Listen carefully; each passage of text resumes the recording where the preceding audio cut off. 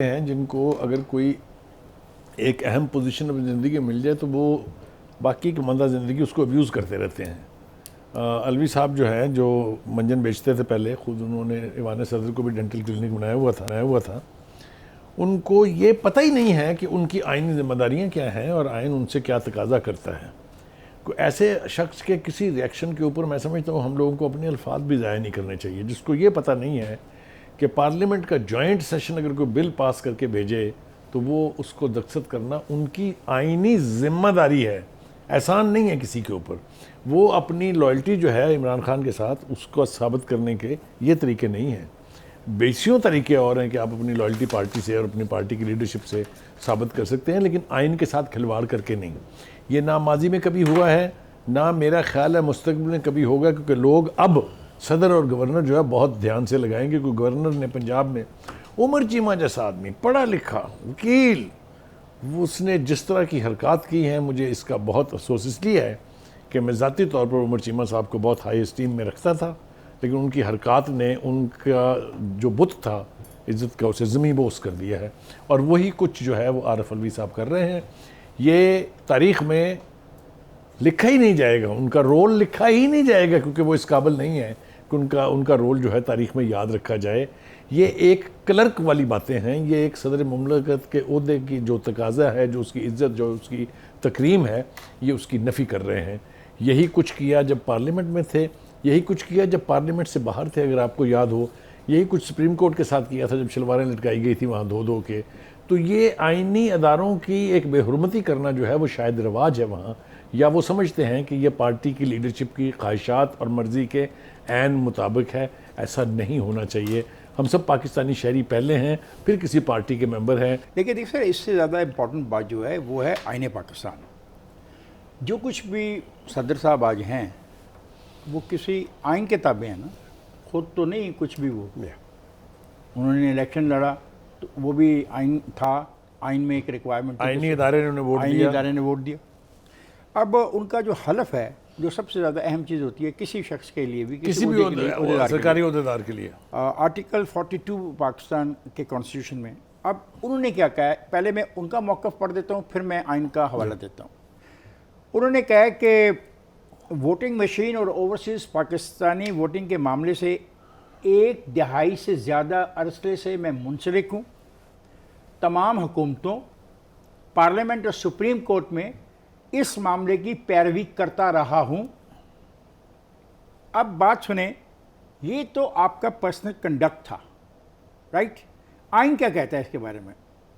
आइन ये कहता है that I will not allow my personal interest to influence my official conduct or my official decisions. Mr. President, you are violating the constitutional oath. I'm very sorry. नहीं sir, ये बात खान साहब यहाँ तक नहीं। सदर साहब, हम आपके इस एक्ट की मजम्मत करते हैं। अच्छा, उर्दू में कहना? हाँ, ये इंग्लिश में नहीं पढ़ना था? आम आदमी ने समझना ना हम क्या कह रहे हैं। अच्छा, इंग्लिश में आम आदमी ने भी तो समझना ना हम क्या कह रहे हैं। मतलब ये कोई तरीका है? आप मजम्मत नहीं कर रहे? मैं मजम्मत कर रहा हूँ। मतलब आपने कहा कि आप चूंकि इसकी पैरवी करते रहें और इसलिए आप इस पर साइन नहीं करेंगे। आइन की तहत आपने हलफ उठाया हुआ कि ये चीज़ें आपके रास्ते में रुकावट नहीं बनेंगी। मुझे अफसोस हुआ। और फिर आपने ये कहा कि आप आइंदा आने वाली नस्लों के लिए किताब लिखना चाहते हैं। 100 दफ़ा लिखें जी, आपको कोई रोक तो नहीं सकता। लेकिन जो आपकी आइनी जिम्मेदारियां हैं वो आपको निभानी हैं। अगर आप नहीं निभा रहे हैं तो you are violating the constitution. Please देखें इफ्तिखार साहब, पिछले 2-3 महीने से जिस तरह अल्हम्दुलिल्लाह पाकिस्तानी कौम को आइन और कॉन्स्टिट्यूशन का सबक पढ़ाया गया और उस पर अमल दरामद का तरीका भी दिखाया गया इसी पार्लियामेंट ने, और जिस तरह स्पीकर से लेकर डिप्टी स्पीकर तक, और वो अल्हम्दुलिल्लाह आइन और कानून की पासदारी पंजाब में भी होती रही, तो इस कौम को जिस तरह का सबक दिया गया, वो सबक ये दिया गया कि इस मुल्क में आइन और कॉन्स्टिट्यूशन वो है जो आपकी पॉलिटिकल लीडरशिप डिज़ायर करती है। इसका मतलब ये हुआ कि पॉलिटिकल लीडरशिप आपकी एक पॉलिटिकल पार्टी नहीं है, पॉलिटिकल कॉरपोरेट कंपनीज बन गई हैं जो लीडरशिप की ख्वाहिशात के मुताबिक चल रही हैं। सदर साहब हैं, अगर उन्हें आइन और कॉन्स्टिट्यूशन की इतनी ही फिक्र है या मुल्क की इतनी फिक्र है, उनको ये सोचना चाहिए कि ये मुल्क है, ये कोई राजवाड़ा नहीं है। इस मुल्क को मुल्क के तरीके से चलाएं। देखें क्यों मुल्क को मुल्क के तरीके से चलाएं। मुल्क में ये सिर्फ एक मसला नहीं है, ये अवाम 22 करोड़ अवाम जो इस वक्त गुर्बत के साथ महंगाई के तूफान में धंसती चली जा रही है, आप नया कट्टा खोल रहे हैं।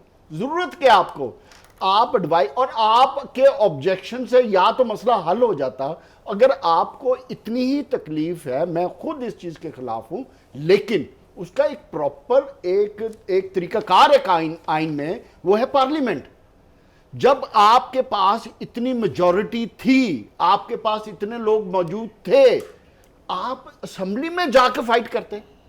आपने असेंबली तो छोड़ दी, आपने असेंबली छोड़ के, क्योंकि आपको सूट नहीं कर रहा था, आपकी ख्वाहिश, क्योंकि आपके ऑब्जेक्टिव हल नहीं होते थे, बात है। आपका बयानिया नहीं चल सकता था। इफ्तिखार तो मेरा साहब, point- ये जो आपका पॉइंट है ना, इफ्तिखार साहब जरा आवाम के लिए बताएं वो प्रेसिडेंशियल ओथ क्या है, वो जरा प्लीज ये बताएं। सर मैंने इंग्लिश ये आपने जरूर सुनना है प्रेसिडेंशियल ओथ सर, जो इंग्लिश आपने में- भी अभी बताया इसका। इंग्लिश में सर मैं मैं आपका तो मुतरजम बन जाता हाँ हूँ। प्लीज़ मैं पढ़ता हूँ और आप उसका साथ साथ चलें।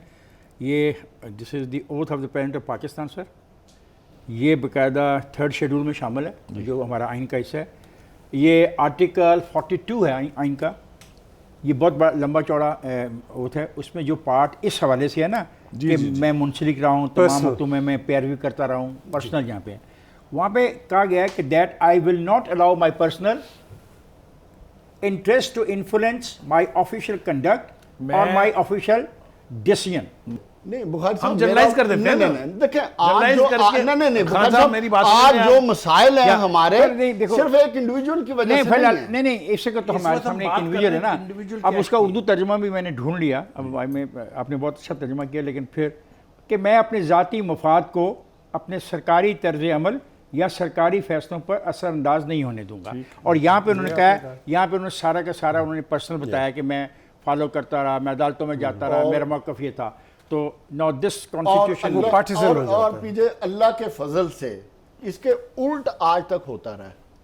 मुझे तो यही नजर आ रहा है बिल्कुल। कि इसके अच्छा उल्ट जी, होता रहा है। मुझे बताएं, चलें आप इसको, ये तो मजलिस शूरा पे छोड़े। आसिफ अली जरदारी की जो स्टेटमेंट आई, देखें उसकी स्टेटमेंट को कभी भी नॉन सीरियस नहीं जान रहे हैं। सही बात he is a man of wonders. He is a wizard. अब तक उन्होंने यही साबित किया है। पीडीएम बनाई भी उसने, तोड़ी भी उसने, फिर दोबारा बनाई भी उसने। ये आपको मैं मुख्तसर से मिसाल दे देता हूँ, बाकी Magician. छोड़ दें आप। He is a magician. ठीक है, बलोचिस्तान की गवर्नमेंट तोड़ी भी उसने थी, बाप बनाई भी उसने थी। तो और इसलिए दोबारा वो जो भी दोबारा कहें- वापस भी ले भी आए। वो जो कुछ भी कहें उसको सीरियसली जरूर लेना चाहिए कि देयर इज सम गड़बड़ समवेयर। सो मैं आई टेक जरदारी साहब सीरियसली कि वो अगर ये कह रहे हैं, देखे ना, उन्होंने प्राइम मिनिस्टर को ग्रूम करना था, उन्होंने अपने बेटे का फॉरेन मिनिस्टर बन जा।